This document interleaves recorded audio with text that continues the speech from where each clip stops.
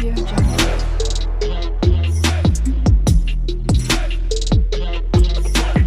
Audio Jungle. बिस्मिल्लाहिर्रहमानिर्रहीम। अस्सलाम वालेकुम। कैसे हैं आप सब? मैं उम्मीद करता हूँ कि आप सब खैरियत से होंगे। नहीं जी, जैसा कि मैंने वादा किया था कि नासिर भाई को आपके सामने बिठा देंगे, तो नासिर भाई को आज हम खींच लाए हैं। ठीक है, हमने कहा नासिर भी मसरूफियत अपनी तरह छोड़ें, थोड़ा वक्त निकालें हमारे लिए भी और हमारे दोस्तों के लिए भी। नासिर भाई सऊदी अरेबिया में काम करते रहे हैं। अब इसके अलावा जितनी बातें ना वो नासिर भाई खुद बताएंगे, कितना अर्सा इन्होंने काम किया है, जॉब वहाँ पे इनको कैसे मिली, सारे मामला इनके कैसे, ताकि आप लोगों को भी इस आप लोगों की रहनुमाई हो सके इस मामले में। कभी अगर बाहर हमने काम करना है सऊदी अरब जैसी एक कंट्री के अंदर, तो वहाँ पे क्या आसानियाँ हैं, क्या मुश्किलात आती हैं काम के अंदर, वहाँ पे सैलरीज वगैरह क्या चल रही है और किस फील्ड में नासिर भाई ने काम किया। तो अब नासिर भाई की तरफ चलते हैं। सबसे पहले नासिर भाई, क्या हाल है? ठीक है? अच्छा भाई, बिल्कुल ठीक ठाक है भाई। बहुत बहुत शुक्रिया आपका कि आपने मुझे इनवाइट किया इस काम के लिए। जो मैं शुक्रगुजार हूँ कि आप कुछ। अच्छा नासिर भाई, सऊदी अरब में आप काम करते हैं, ऐसे ही है? सऊदी अरब में कितना अर्सा काम किया? सऊदी अरेबिया में अली भाई 4 साल का एक्सपीरियंस है। 4 साल मतलब सऊदी अरब में आपने काम किया। तो आप यहाँ से जॉब आपको कैसे मिली? कोई एजेंट वगैरह थे या कैसे था? ये अली भाई काम के दौरान ही ना एक टीम आई थी। उन्होंने खाना वगैरह हमारा किया, खाया, उनको खाना बड़ा अच्छा लगा। तो उन्होंने कहा कि यार ये जो खाना तैयार किया वो बंदे हमारे सामने लेके आओ। तो हमारे शेफ घबरा गए शायद कि खाने में दम दे ना कोई, लेकिन ऐसा कुछ नहीं था। तो उन्होंने बस हमारे चेहरे देखे, उन्होंने कहा ये आप लोगों ने खाना बनाया? हम लोगों ने कहा जी हमने बनाया। तो उन्होंने कहा जी चलो ठीक हो गया। हम अपनी अपनी सेक्शन पर दोबारा वापस आ गए। तो फिर हमारे शेफ के साथ उन्होंने डिस्कस की कि यार ये जो मुद्दे हैं ये हमें जो हम ले जाना चाहते हैं। तो उन्होंने तकरीबन कोई 2 हफ्ते बाद हमारे सारी बात की। उन्होंने कहा कि नासिर भाई इस तरह से आप जाना चाहते हैं। जब जिक्र आया मदीना मुनव्वरा का, तो एज़ ए मुस्लिम आपको पता है, तो हमने कहा कि ज़रूर जाना चाहिए। तो अल्हम्दुलिल्लाह इस तरह से फिर जो है हमारा सफ़र शुरू हुआ। तो आहिस्ता आहिस्ता फिर उन्होंने कहा हमारे डॉक्यूमेंट्स वगैरह तैयार करवाए हैं। तो ये जो है वो प्रोसीजर हमारा शुरू हो गया। पहले पासपोर्ट, उसके बाद फिर जो है वो हमारे वीज़ा वगैरह उन्होंने हमें ज्वाइन कर दिया।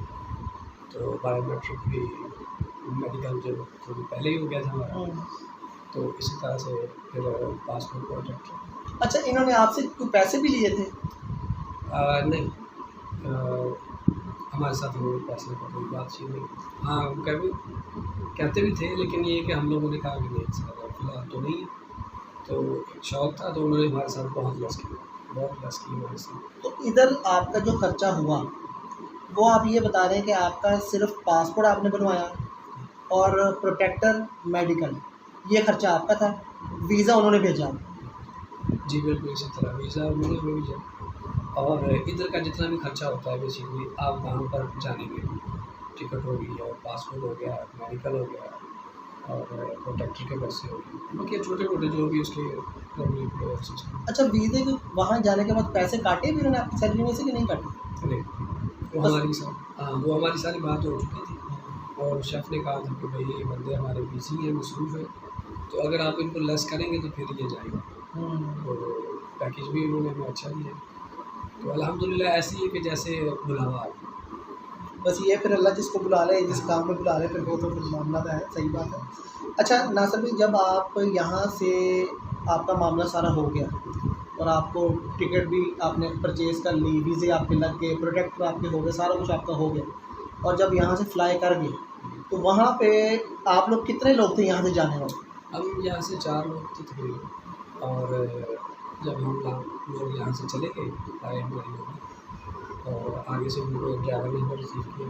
अच्छा। हम नंबर वगैरह उनको हमारे उनको दे दिए गए थे। बाकायदा हमारी फ़ोटोज़ जो थी उसके मोबाइल में थी, और उसने हमें रिसीव किया और डायरेक्ट सीधा होटल में चले गए। रैश भी बहुत अच्छी थी। और फिर उससे अगले दिन जो है हमारा उम्रे का सिलसिला शुरू हो गया। तो बड़ी वाह माशाल्लाह, मतलब जाते साथ उम्रे शुम्रे तो हो गए हाँ, हमारे। चले माशाल्लाह, ये तो अच्छी बात है। अच्छा, अब आप एयरपोर्ट पे चले गए, एयरपोर्ट से आपको रिसीव कर लिया। अच्छा, ये मैं एक ट्रैक की तरह ना बिल्कुल गाइड करो आप लोगों को, ताकि आपको पता हो कि भाई जब यहाँ से जाते हैं तो वहाँ से पिक कैसे करते हैं आप। ऐसा नहीं होता कि बंदा जाता जाके खुद वहाँ एयरपोर्ट बेचारा वो घूम रहा है, ठीक है, कि उसको समझ ही नहीं आ रही कि भाई मैंने किस बस में बैठना है, किस बस में जाना है। ऐसा मामला नहीं होता। वहाँ पे बाकायदा आपको लोग रिसीव करते हैं, एयरपोर्ट पे आके आपको पिक करते हैं, उसके बाद आगे मामला आपके जो हैं वो चलते हैं, ठीक है। अच्छा, हम नासिर भाई यहाँ से अपनी जो अकोमोडेशन थी, रिहाइश थी, वहाँ चलेंगे और वहाँ जाके फिर अब उनका आगे जो सफ़र है वो हम उनसे पूछते हैं कि वो सफ़र उनका आगे कैसा रहा। अच्छा, जब आप यहाँ से चले गए तो ड्यूटी कितने दिन बाद स्टार्ट हुई आपकी, और शुरू में स्टार्टिंग में उन्होंने ड्यूटी क्या दी आपको? स्टार्टिंग में हमें उन्होंने ड्यूटी 12 का दे दी थी, ठीक है। लेकिन इसके बावजूद भी 1 घंटा हमें वो पहले कह रहे थे कि आप लोग यूज़ करें। और जो है तकरीबन 1 महीना जो है हमारी वो सेटिंग होती थी, चूँकि हम लोग टीम वर्क थे। रेस्टोरेंट को सेट साइड किया है, सेक्शन वगैरह सीधे किए, फ्रीज़र वगैरह जो भी उसके मामला थे सारे, तो चूल्हे वगैरह भी और ओवन वगैरह हर चीज़ क्लियर कट करके फिर जो है हमारी ओपनिंग हुई। तो अल्हम्दुलिल्लाह बड़ी अच्छी ओपनिंग हुई। और अच्छा, ये एक नया सेटअप था जहाँ पर उन्होंने बुलाया आपको, या ऑलरेडी सेटअप चल रहा था? एक नया सेट नया सेटअप था, ठीक। मतलब ये बिल्कुल एक नया सेटअप में उनको आगे खड़ा किया कि जी अब आप रेडी हो जाएं, सेटअप नया है। तो नासिर ने बताया ना कि ओवन वगैरह, फ्रिजेस वगैरह इन्होंने सेट किया, सारा अपना जो उनका जो किचन एरिया होता है उसको उन्होंने सेट कर लिया, ठीक है। अच्छा, उसके बाद जब आपका सेटअप स्टार्ट हुआ तो पहली जो ड्यूटी आपको मिली वो क्या थी? ड्यूटी जो हमें पहली मिली वो थी दोपहर 2 बजे से लेके रात 12 बजे तक। और इसके दरमियान बहुत अच्छा हमारा काम भी चलता रहता था। काम था क्या पता? काम ये कुकिंग का था बेसिकली। हम सब एक टीम वर्क होकर हम करते हैं, कोई आगे खड़ा हो गया, कोई पीछे खड़ा हो गया, कोई कटिंग पे आ गया, कोई पकाई पे आ गया। तो ये किचन घरेलू की तरह होता है कि कोई कुछ कर रहा है, कोई कुछ कर रहा है, सब मिल बांट के करते हैं। इसमें ये चीज़ नहीं है कि भाई आपको बस ये सिर्फ यही काम करना है कि जो जिसमें आपको कह दिया। इसमें बेसिकली वही टीम की तरह काम करना है आपने। कोई अगर कटिंग कर रहा है तो अगर वो थक गया तो आप उसकी कटिंग पे आ जाए, वो कुकिंग की तरफ चला जाएगा, ठीक है। और अगर वो कुकिंग में थक गया तो वो कटिंग की तरफ आ जाएगा, फिर आपको रेस्ट कुछ टाइम के लिए दे देगा। मतलब यूँ फील्ड चलती रहती है। अच्छा नासिर भाई, अब सबसे अहम सवाल मैं पूछ रहा हूँ जो सब लोगों को इस टाइम होता है कि अच्छा जी उधर क्या मामला चलता है। ड्यूटी आपने बता दी कि ड्यूटी 12 घंटे, ठीक है। अब नासिर भाई इसमें जॉब भी बता दिया आपने कि ये मेरी जो जॉब थी वो किचन फील्ड के अंदर थी। मैं वहाँ कुकिंग में भी रहा हूँ, कटिंग में भी रहा हूँ, मिक्स काम हम चलते रहते हैं, ठीक है। कोई एक काम नहीं बता कैसा जी मैं इसमें यही करता रहा बस। नासिर भाई सैलरी इसमें जो है वो क्या होती है? सैलरी इसमें अली भाई जो है वो जो एक मेन सही कुक होता है उसको तकरीबन उस वक्त जो हमारे साथ ही थे टीम वर्क में, एक को 3200 रियाल लगाया और एक को उन्होंने 2500 रियाल लगाया। और ये किस सन की बात है ये भी बताओ? ये 19 की बात। देखिए 2019 में अगर ये सैलरी थी तो अब मेरे ख्याल से कोई बहुत ज़्यादा भी ना बढ़ाएं तो 500 dirham तो बढ़ गई होगी। तो अगर आप कोई अच्छा कुक शुक हैं और खाना खाना बनाना जानते हैं तो भाई आपका अच्छा स्कोप है। फिर नासिर मैंने बता दिया रास्ते में है अच्छा। लेकिन अब तो मेरा ख्याल है कि बढ़ गई होगी मज़ीद, क्योंकि हमने वहाँ पर कुछ कुक ऐसे भी देखे कि जिनकी 4,500 रुपया अच्छे वाले भी थे। और ये और मिनिमम इसमें खाना शाना फ्री होता है, ज़ाहिर सी बात है। फिर जो बनाएगा वो खाएगा तो सही ना। सबसे बड़ी बात जो होती है रेस्टोरेंट की फील्ड, उसमें सबसे ज़्यादा बचत यही होती है। एज ए दूसरे काम जो लोग करते हैं, इलेक्ट्रिशियन हो गया, ये AC का, जो कूलिंग का, ये सैनिटरी का, कोई भी, उन बेचारों को ज़ाहिर सी बात है रैश मिल जाती है। लेकिन खाना अगर कंपनी देती है तो उनको बड़ा टफ पड़ता है। लेकिन हमने चूँकि सारा दिन इसी चीज़ में रहना है तो हमारे लिए बहुत ज़्यादा बेनिफिट भी है और हमारे लिए बेहतरी भी होती है। फिर मेडिकल भी हमारा उन्होंने दिया हो तो हमें बात हुई सारी, तो ये बड़ा बेहतरीन रहता है। मेरे नज़दीक ये है कि रेस्टोरेंट की फील्ड जो है एक ऐसी फील्ड है कि इंसान को खाने की कोई प्रॉब्लम नहीं होती, जबकि सबसे बड़ी प्रॉब्लम दौरे हाजिर की वो खाना ही है। क्योंकि अगर आप बाहर से खाएं तो मिनिमम उस वक्त में 10 से 12 रियाल पे एक टाइम का खाता था, तो 30 रियाल या 40 रियाल में एक टाइम में खा गया। तो अगर उसकी 150 रियाल भी पर डे, तो फिर आप सोच सकते हैं कि वो उसको बेचारे को क्या बचे। ये बात सच है कि खाने का ही खर्चा जो है वो आपका इतना ज़्यादा होता है बाहर कि फिर आप सोचते हैं कि यार मैं सारा कुछ खा ही जाऊँगा तो बचाऊँगा क्या। तो खाने की फील्ड जो होटल फील्ड है आपकी, रेस्टोरेंट फील्ड जो आपकी है, उसमें सबसे बड़ा फ़ायदा आपको ये होता ही ये है कि बेसिकली आपका जो खाना है ना वो आपको सारी बचे, उसमें आपका ख़र्चा नहीं होता। और नासिर मैंने बिल्कुल सही बात की कि एज़ कम्पेयर टू दूसरे जो फील्ड है, जैसे इलेक्ट्रीशियन है, प्लम्बर है, या सिक्योरिटी गार्ड है, बाइक राइडर है, कोई भी है, उसमें सबसे बड़ा नुकसान जो आपको होता है ना वो ये है कि जी खाना जो है ना वो आपने अपने पल्ले से खाना। तो जब खाना आप अपने पैसों से लेंगे तो आज अगर आपकी सैलरी 2000 है, 2500 भी है, तो उतना कम हो गया। आप देख रहे हैं एक बंदे की जो खाने का खर्चा कम से कम भी 500-600 तो है ही है, ठीक है। बाकी उसकी सिर्फ खाने का है, उसकी अपनी ज़रूरियात है दूसरी, वो जब ऐड करेगा तो वो फिर मामला कहीं से कहीं निकल जाएगा, ठीक। अच्छा नासिर भाई, अब ये तो हमने सारी कर ली अच्छी जी मीठी मीठी बातें। नासिर भाई इस फील्ड में ये तो नहीं सिर्फ कि प्लस पॉइंट ही हो सारा, इसमें कोई नेगेटिव पॉइंट भी होते होंगे, कोई इसमें ऐसा भी होता होगा कि जी ये फील्ड में आपको कभी लगा हो गया मैं किस फील्ड में आ गया हूँ, क्यों आ गया हूँ, क्या ऐसा भी कभी होता है? जी, इससे जो सबसे बड़ा सब्जेक्ट है नेगेटिविटी का वो है गर्मी। जो कि मौसम गर्मा अक्सर अरेबियन कंट्रीज के अंदर गर्मी में होता है क्योंकि वहाँ पर सर्दी नहीं होता है और गर्मी किचन में रहती है और काम करना पड़ता है। और बाहर की गर्मी और वैसे भी मौसम गर्मी और चूल्हे की गर्मी और किचन की गर्मी बस बहुत प्रॉब्लम है इस चीज़ की। जो इस चीज़ को बर्दाश्त कर जाता है ज़ाहिर सी बात है। अच्छा हत्ता कि किचन में तो एसी वगैरह नहीं लगे होते उनको? लगे होते हैं, ज़रूर लगे होते हैं, लेकिन फिर भी गर्मी इसमें हाँ एसी कितना चिल करेगा चूल्हे के आगे बैठ के, ये बात सही है भाई। और प्रॉपर उसमें रहना फिर ज़ाहिर सी बात 10 से 12 घंटे आपने उसको ड्यूटी देनी। और ये फितरती एक अमल है कि जिसने भी आपको सैलरी देनी वो आपसे काम इस तरह से लेगा कि आप उसको पूरा अपना। अच्छा अब कोई बंदा अगर इस फील्ड में आता है, कोई भाई हमारा अगर कहता है कि जी मैंने इस रेस्टोरेंट फील्ड में जाना है, आप उसे क्या मशवरा देंगे कि यहाँ पाकिस्तान से वो क्या सीखे, क्या ऐसा हुनर सीख ले कि वो इस फील्ड में जाए और उसकी सैलरी अच्छी लगे? अली भाई सबसे ज़्यादा जो सैलरी है वो तो है थाई फूड की सबसे ज़्यादा सैलरी है और उसके बाद है चाइनीज़ फूड। तो जो भी कारीगर हज़रात हैं या मेरे नज़दीक शेफ़ हज़रात जो कि उनके सारे फूड वो जानते हैं तो इसीलिए उनको शेफ़ कहा जाता है। तो उनकी बहुत ज़्यादा सैलरी होती है और प्रॉफिट भी होती है बहुत ज़्यादा। अच्छा इसमें ज़रूरी नहीं कि आपने कोई कोर्सेज वगैरह किए हों या डिप्लोमा 3-3 साल के जो आजकल अक्सर जो अदारे वो करवा रहे हैं शेफ़ के बगैर, आप अगर कुछ थोड़ा बहुत खाना भी बना, जैसे कॉन्टिनेंटल है, आप इंडियन पाकिस्तानी खाने बनाना जानते तो आपका अच्छा स्कोप है। सिर्फ ये चीज़ है कि आप अपने काम में हों एक्सपर्ट। अगर आप कहेंगे मैं अपने काम में एक्सपर्ट भी नहीं हूँ, खाना भी बस आड़ा तिरछा बनाना आता तो वो बाहर नहीं करना चलता। ये बात सच है? बिल्कुल ऐसा बहुत इम्पोर्टेंट एक्सपर्ट आपको होना पड़ेगा अपनी फील्ड में, ये ज़रूरी है। बिल्कुल अली भाई, हर चीज़ की रेसिपीज लिखी हुई है, उसको हम टेढ़ा मेढ़ा नहीं कर सकते, नमक ज़्यादा ये कम नहीं हो सकता। इतने एहतियात से ये चीज़ें करनी पड़ती, इसकी रेशनिंग और इसकी सफाई और हर चीज़ अपनी अपनी जगह पर बिल्कुल ऐसे इक्वल। अच्छा कभी ऐसा हुआ है, क्योंकि नासिर भी मैं थोड़ा सा अपने जो भाई हैं इनको बता दूँ कि बाहर जो है ना वो हर चीज़ पे कॉम्प्रोमाइज़ कर लिया जाता है सिवाय फूड सेफ्टी। मतलब कि फ़ूड के अंदर आप किसी किस्म का ना आप गंद नहीं डाल सकते। मतलब जैसे पाकिस्तान में कहते हैं ना जी ये चमचा इधर भी इस्तेमाल कर लिया, इधर भी इस्तेमाल कर दिया। बाहर मैंने देखा हुआ चीज़ कि ये नहीं होती। अगर आपने एक सालन में एक चमचा डाला ना तो वो उसी के अंदर रहेगा, वो यहाँ तक एहतियात की जाती है। अच्छा कभी ऐसा हुआ कि आप काम कर रहे हो फील्ड में और जैसे बल्दिया, दुबई में मुझे याद है कि बल्दिया होती थी, छापा डाल देती थी कि जी आगे टीम आ गई जी, जो जहाँ खड़े साइड पर जो भी साइड पर जो फ़ौरन चेकिंग टीम आ गई। तो क्या ऐसा हुआ और उन्होंने कभी हुआ क्या कोई चीज़ ऐसी पकड़ी हो कि जो हम कहें कि यार ये तो गलत कर दिया हमने, बाकी गलत हो? जी बिल्कुल ऐसे ही भाई, ये चीज़ बहुत ज़्यादा इम्पोर्टेंट है, बहुत ज़्यादा इम्पोर्टेंट कि फूड अथॉरिटी जो है इस पर बहुत ज़्यादा जोर देती है क्योंकि इससे सेहत रिलेटेड है और इससे एक इबादत का भी कॉन्सेप्ट निकलता है।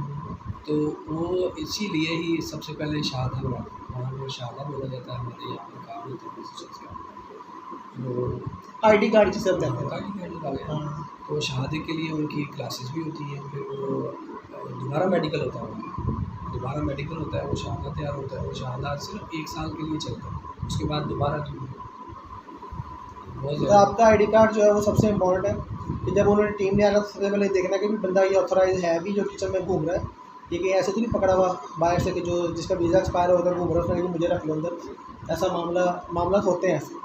अक्सर लोग ये काम करते हैं कि चलो जी अगर किसी वेटर को हम 70 दिरहम दे रहे हैं तो चलो इससे 20 दिरहम दे के काम करवा लेंगे, ये भी ज़रूरतमंद है, इसकी ज़रूरत का फ़ायदा उठा लो। लेकिन ये अगर टीम आ जाए और आप अंदर फील्ड में काम कर रहे हैं तो भाई आप पकड़े गए हैं। अच्छा अक्सर जो मैंने दुबई में भी देखा था कि अक्सर लोग ये काम करते थे। हमारे साथ एक लड़का गया था, जब वो यहाँ से गया ना, उसका कॉन्ट्रैक्ट था कंपनी के साथ, उसकी चॉकलेट पैकिंग का कॉन्ट्रैक्ट था, लेकिन वो जब वो वहाँ गया ना तो वो कॉन्ट्रैक्ट ख़त्म हो गया। और वो एक ही लड़का था अपनी फील्ड में जैसे जो बुलवाया था। उसने क्या किया, उसने बाहर किसी होटल से बात की कि मुझे वेटरी का एक्सपीरियंस है, मैं वेटर था पाकिस्तान में। उसने कहा चलो काम कर लो मेरे पास। उसने उसको रख लिया और काम करना शुरू कर दिया। हद तक था वो इस कंपनी में जिसमें हम गए थे, लेकिन वो काम बाहर कर रहा था और वो 2 साल तक काम करता रहा, कंपनी को नहीं पता लगा। कंपनी की नाक के नीचे वो काम करता रहा, रहता कंपनी के अकोमोडेशन में रहा, सोता वहाँ पे रहा, लेकिन काम बाहर करता रहा। उसके बाद वो एक दिन पकड़ा गया जब वो लाइसेंस बनवाने के लिए एनओसी लेने आया कंपनी में, तो वो लड़का वहाँ पकड़ा गया। तो लड़का भी तुम 2 साल किधर थे? बोला मैं तो यही था, आपने ड्यूटी बुलाया नहीं। तो यूँ होता है मामला, लेकिन ये बड़ा ख़तरनाक है। अगर आप याद रखो कि किसी एक वीज़े में जा रहे हो ना, अच्छा ये भी मैं थोड़ा सा गाइड करता हूँ, ये बहुत ज़रूरी चीज़ है। मैं एक एजेंसी गया तो वहाँ पे क्या हुआ कि मैंने देखा कि दुबई के वीज़े बंद हैं। तो उसने कहा जी कोई बात नहीं है, हम आपको ना क्लर्क के वीज़े में भेज रहे हैं, हम आपको जी वो मैनेजर के वीज़े में भेज रहे हैं, लेकिन ड्यूटी आपने बाइक राइडर की जाके करनी है। अब मेरा एक सवाल है छोटा सा, अगर आप वहाँ बाइक राइडर की जॉब करते गिर जाते हैं और आपका एक्सीडेंट हो गया, फ़ौरन पुलिस आ गई वहाँ पे, ये पुलिस को टाल नहीं सकते आप कि जी नहीं सर कोई बात नहीं, ऐसा नहीं होता। पुलिस से जब आना ना, सबसे पहले आपका आईडी कार्ड पकड़ना है, जी आईडी कार्ड दिखाएं, अपनी शनाख्त दिखाएं। उन्होंने आईडी कार्ड पकड़ लेना और मशीन में उन्होंने आपका आईडी कार्ड नंबर मारना है। तो उन्होंने देखना कि यार ये तो मैनेजर है यहाँ पे, इसके तो मैनेजर का वीज़ा है, ये यहाँ बाइक कहाँ चला रहा है। तो भाई जैसे ही आपको उन्होंने पकड़ना ना भाई, आप वहाँ पे उसी टाइम डिपोर्ट हो जाओ। क्योंकि अगर आपका वीज़ा बाइक राइडर का है तो आप बाइक राइडर का काम करोगे, अगर आपका वीज़ा बाइक राइडर का नहीं है तो आप बाइक राइडर का काम वहाँ पे नहीं कर सकते। क्योंकि या तो आपके पास आज़ाद वीज़ा हो फिर आप कर सकते हैं, अगर नहीं है तो फिर आप नहीं कर सकते। ये चीज़ें बहुत ज़्यादा होती हैं फील्ड में। अच्छा नासिर भाई, अगर टीम, जैसे मैं दोबारा उस तरफ आता हूँ कि टीम आ गई, उन्होंने आईडी कार्ड शाईडी कार्ड चेक कर लिए, तो कभी ऐसा भी होगा फूड के अंदर कोई घपला छपला हुआ, उन्होंने कहा यार ये तुमने क्या गंद मारा हुआ भी, तो ये ऐसा तो नहीं करना चाहिए। अल्हम्दुलिल्लाह अली भाई, हमारे होते हुए तो ऐसा नहीं हुआ, लेकिन इर्द गिर्द दूसरे रेस्टोरेंट में भी अक्सर ऐसा नहीं है, क्योंकि हमें जो है एक पूरा प्रोसीजर दिया गया था, पूरा हमें जो है हमारे हाथ में थी हर चीज़ का कंट्रोल था। और अल्हम्दुलिल्लाह इधर भी 1 साल जो है वो एक्सपीरियंस रहा है हमारा 10-12 साल का। तो एज ए टीम वर्क हम तो खुद एज ए मुस्लिम होने के नाते भी माशाल्लाह 5 वक्त की नमाज़ पढ़नी तो वहाँ पर रोटी पानी, चाहे कुछ भी हो रहा है, कस्टमर रोक दिया जाता है, अज़ान भी नहीं, शराब नमाज के लिए गए तो नमाज बंदे को वैसे ही बाहर और ज़ाहिर दोनों साफ़ करता। तो इस चीज़ को लेकर ना हमारे होते हुए हमारी मौजूदगी में तो नहीं, वहाँ अलबत्ता ये है कि जो दूसरी मखलूक है अल्लाह पाक की ज़ात ने जो बनाई है, जैसे कि जिनको, तो इनके बारे में अक्सर हमारे से हो जाती थी प्रॉब्लम्स, तो उसके लिए हम दूसरे तीसरे दिन बाद हो सके और बनाते थे। तो अल्हम्दुलिल्लाह एक अच्छा एक्सपीरियंस रहा। माशाल्लाह। ले जी, ये हमारे भाई नासिर भाई जिनका मैंने आपसे वादा किया था मैं उन्हें लेकर आऊँगा, और सऊदी अरब में रेस्टोरेंट फील्ड से रिलेटेड जो हमारी फील्ड है, इसके बारे में इंफॉर्मेशन आपको सारी मिलेगी। अच्छा, इसके बारे में अगर और भी कुछ आप पूछना चाहें तो कमेंट आप कर सकते हैं। नासिर भाई को दोबारा पकड़ लेंगे, कोई मसला नहीं, नासिर भाई को जाने नहीं देना, नासिर भाई को बार बार बुलाना है। अच्छा, नासिर भाई का ना एक हिडन टैलेंट है, एक छुपा हुआ ना उनके अंदर टैलेंट है, जो कि बहुत कम लोग जानते हैं, जिनमें से एक मैं भी हूँ। नासिर भाई का ना लिखने का बड़ा शौक़ है, नासिर भाई ना लिखते बड़ा अच्छा है माशाल्लाह से। तो मैं ये चाहता हूँ कि नासिर भाई की, पहले भी मैंने एक वीडियो शेयर की थी, मुझे माशाल्लाह बड़ी पसंद थी, तो मैंने कहा भाई मैंने दोस्तों से शेयर करनी है। तो मैं चाहता हूँ कि नासिर भाई ने गज़ा के मुसलमानों के बारे में ना दोबारा से कुछ लाइनें लिखी हैं, तो मैं चाहता हूँ कि नासिर भाई जो है ना वो ये हमारे साथ शेयर करें, वो हमारे लिए कुछ लाइनें पढ़ें और अपने ख़यालात का इजहार करें। नासिर भाई। जी अली भाई, ये तो बेसिकली इंसान दूसरे इंसान का दुख रखता है, हकीकत में यही इबादत है, यही इसका मकसद था, इसी से ही इंसानियत निकलती, इसी से जहाँ सारा चलता है। तो उसके लिए इजहार ख्याल है और गिले शिकवे भी हैं, गिले शिकवे भी अपनों से ही होते हैं, गिले भी अपनों से ही होते हैं। तो जब कभी परेशान होते हैं तो फिर कलम हरकत करता है, तो फिर उसको जो है अल्फाजों में लेकर आ जाते हैं। मैं आपको बताता हूँ कि जिन्होंने एहतराम नहीं किया अपनी सरज़मीन का, जिन्होंने एहतराम नहीं किया अपनी सरज़मीन का, उनसे भला क्या गिला करूँ मैं फ़लस्तीन। जिन्होंने एहतराम नहीं किया अपनी सरज़मीन का, उनसे क्या गिला करूँ मैं भला फ़लस्तीन का, कि घर को तबाह किया ना छोड़ी इबादतगाह मेरी, घर को तबाह किया ना छोड़ी इबादतगाह मेरी, ना आया ख्याल उसको मेरा सजदे में पड़ी जमीन पर। मारे पत्थर और ज़ख्मी की पीठ मेरी, मारे पत्थर और ज़ख्मी की पीठ मेरी, और देखो ये हाल मेरी रुखसारे हसीन का। हज़ारों शहीद करके गिनती नहीं करता वो मुसलमानों की, हज़ारों शहीद करके गिनती नहीं करता वो मुसलमानों की। यहूदी है ना तस्करा करता है वो अपने दो तीन का। है नाम के मुसलमान ना शजाअत ना गैरतमंदी, है नाम के मुसलमान ना शजाअत है ना गैरतमंदी। कौमें हो जाती हैं जब मुर्दा तो इंतज़ार होता है तरकीब। वाह, ये इज़हार ख्याल है। माशाल्लाह जी।